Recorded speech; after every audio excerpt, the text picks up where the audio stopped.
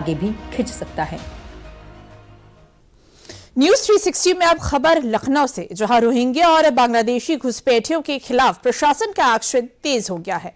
Mayor Sushma Kharakwal ने गुनबा क्षेत्र की झुग्गी बस्ती में छापेमारी की, अवैध बिजली कनेक्शनों को काटने के निर्देश दिए और संदिग्धों से पूछताछ की। देखिए रिपोर्ट। झोपड़पट्टी में जितने लोग हैं अपने अपने आईडी आधार कार्ड जो भी है आपके पास लेके आइए। आप सभी का सत्यापन किया जा रहा है। आप लोग यहाँ के निवासी हैं या अन्य जगह के, उसके विषय में पुलिस द्वारा सभी लोग के जांच किया जा रहा है। एक फॉर्म है, वो फॉर्म भरा जाएगा। आप लोग अपनी आईडी लेके आइए बाहर। सीएम योगी के निर्देश के बाद राजधानी लखनऊ में अवैध रूप से रह रहे रोहिंग्या और बांग्लादेशी घुसपैठियों के खिलाफ प्रशासन का एक्शन शुरू हो गया है। ये तस्वीरें उसी का जीता जागता उदाहरण हैं। आप तस्वीरों में देख सकते हैं कि किस तरह से मुख्यमंत्री योगी आदित्यनाथ के आदेश के बाद लखनऊ में घुसपैठियों की तलाश तेज कर दी गई है और रोहिंग्यों की कतारें देखने को मिल रही हैं।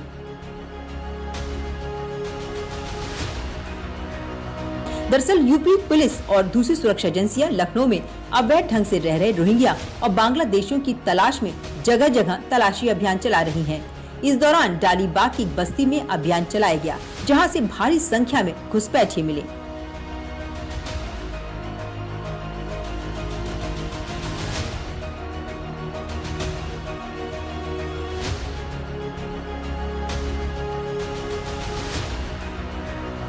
यूपी में अवैध रूप से रह रहे बांग्लादेशी रोहिंग्या घुसपैठियों पर एक्शन तेज। सीएम योगी ने 17 नगर निकायों को बांग्लादेशी रोहिंग्या घुसपैठियों पर एक्शन का निर्देश दिया था। बस्ती में रहने वाले लोगों से उनके आधार कार्ड और पैन कार्ड चेक किए जा रहे हैं। इनमें से ज्यादातर लोग असम के रहने वाले हैं। अब तक बस्ती में बरपेटा असम के रहने वाले 122 लोग मिले हैं। इन सभी 122 लोगों को एनआरसी के दस्तावेज और आधार कार्ड को पुलिस ने जांच के लिए असम भेजा है। ये सभी लखनऊ में सफाई कर्मी के तौर पर काम कर रहे हैं।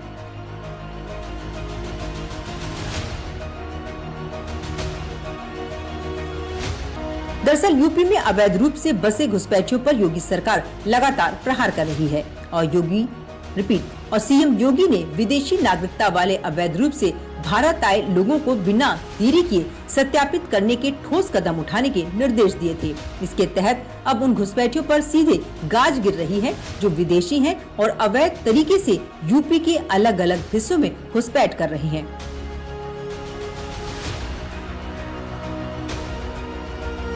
लखनऊ नगर निगम की मेयर सुषमा खरकवाल खुद गुरुवार को ग्राउंड जीरो पर उतरी और बांग्लादेशी और रोहिंग्या के खिलाफ चल रहे बस्तियों में तलाशी अभियान के दौरान नजर आईं।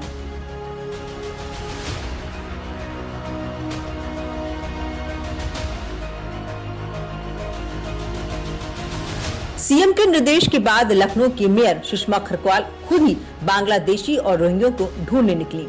वो गुरुवार को गुड़म्बा थाना क्षेत्र के फूलबाग बहादुरपुर में नगर निगम की टीम लेकर पहुंची, जहां सपा पार्षद के प्लॉट पर 80 अवैध झोपड़ियां मिली।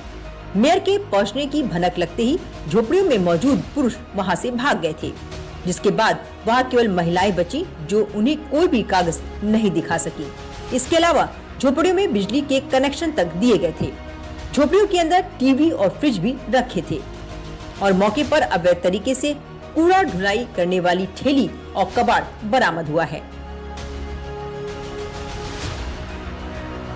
लखनऊ की मेयर जहां पर रोहिंग्या बांग्लादेशियों को ढूंढने पहुंची थी और जिस सपा पार्षद के प्लॉट पर 80 अवैध झोपड़ियां मिली हैं, वो बहादुरपुर शंकरपुरवा प्रथम वार्ड की सपा पार्षद नमिता यादव की जमीन पर बनी है, जिसके बाद मेयर ने उन झोपड़ियों को खाली करने के लिए 15 दिनों का अल्टीमेटम दिया है। यहाँ पे टोटल बांग्लादेशी है। इनके आधार पुरुष तो लगभग भाग चुके हैं, यहाँ से महिलाएं हैं, घर खाली कर दिया है। इनके आधार चेक करने को कहा है।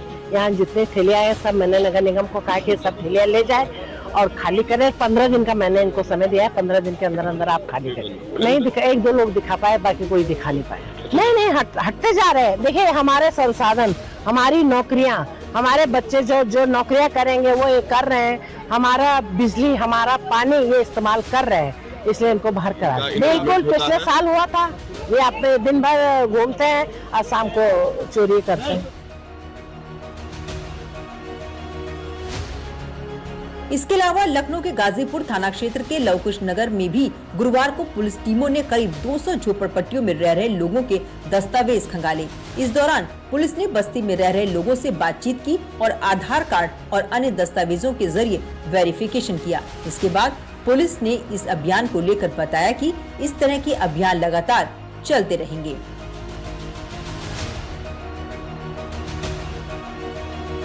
ये थाना गाजीपुर के सर्वोदय नगर चौकी क्षेत्र में लवकुश नगर है। यहाँ पे एक झुग्गी बस्ती है। इस पे आज हमारे द्वारा रैंडमली एक चेकिंग अभियान चलाया गया है। इसमें जो भी यहाँ के लोग रह रहे हैं, लगभग 200 के करीब झुग्गियाँ हैं। उसके रहने वाले लोगों से हम लोगों ने बातचीत करी है। उनके जो भी डॉक्यूमेंट्स हैं उनको चेक किया गया है। साथ ही साथ थाने स्तर पे एक परफॉर्मा डिजाइन करवाया गया था। वो फॉर्म इनको दिया गया है जिसमें इनके सारे पेपर की डिटेल्स वगैरह हमने नोट करा ली गई हैं। बाद में इन डिटेल्स को जो भी गवर्नमेंट के ऑफिसर्स होते हैं वहाँ से वेरीफाई कराएंगे। साथ ही साथ इनके हम अगर किसी का कोई क्रिमिनल एंटीसीडेंट है तो उसको भी चेक करेंगे और जो भी होगा उस हिसाब से हम लोग आगे की कार्रवाई करेंगे।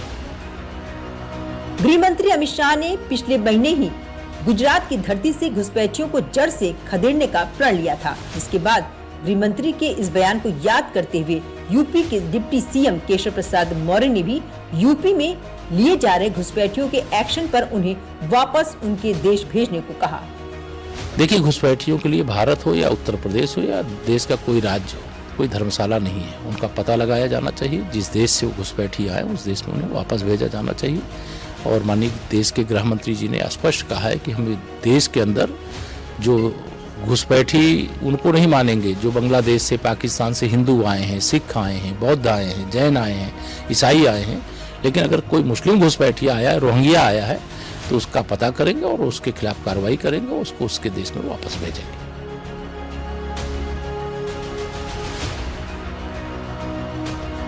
सीएम ने 22 नवंबर को ही अवैध घुसपैठ पर यूपी में बड़ी कार्रवाई का आदेश जारी किया था, जिसमें उन्होंने ये भी साफ किया था कि राष्ट्रीय सुरक्षा और कानून व्यवस्था से किसी भी प्रकार से समझौता नहीं किया जाएगा और पकड़े गए घुसपैठियों को डिटेंशन सेंटरों में रखकर कानूनी प्रक्रिया समाप्त होने के बाद उनके मूल देश को वापस भेजा जाएगा।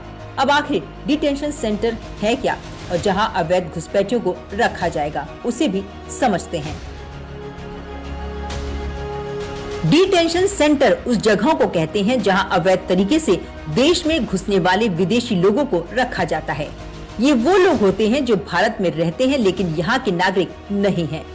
ऐसे लोगों की पहचान हो जाने पर उन्हें भारत में ही बने डिटेंशन सेंटर में रखा जाता है और डिटेंशन सेंटर से वापस उन्हें उनके देश भेज दिया जाता है। आपको बता दें कि विदेशी कानून 1946 के सेक्शन 32C के अनुसार भारत सरकार के पास देश में अवैध रूप से रह रहे विदेशी नागरिकों को उनके देश वापस भेजने का अधिकार है। इस कानून के सेक्शन 32E में प्रावधान किया गया है कि कोई राज्य चाहे तो भी वो भी डिटेंशन सेंटर बना सकता है। अब एक नजर भारत में कितने डिटेंशन सेंटर हैं और वो कहां-कहां बनाए गए हैं। डिटेंशन सेंटर एक तरह की जेल होती है। डिटेंशन सेंटर में प्रत्यर्पण न होने तक विदेशी नागरिकों को यहीं रखा जाता है। वर्तमान में भारत में 11 डिटेंशन सेंटर हैं, जो असम में 6, दिल्ली, गोवा, राजस्थान, पंजाब और बेंगलुरु में एक डिटेंशन सेंटर है। इन शहरों के अलावा यूपी में भी दिल्ली की तर्ज पर डिटेंशन सेंटर बनाए जाएंगे, जिसमें खाने पीने, इलाज और सुरक्षा के पुख्ता इंतजाम होंगे। सुरक्षा की जिम्मेदारी जिला प्रशासन और पुलिस की होगी। पकड़े गए घुसपैठियों की जानकारी रोजाना गृह विभाग को भेजनी होगी। फिलहाल यूपी से पकड़े गए घुसपैठियों के लिए जिलों में खाली सरकारी इमारतों, सामुदायिक केंद्रों, पुलिस लाइन और थानों को चिन्हित किया गया है, जहां इन घुसपैठियों को रखा जाएगा।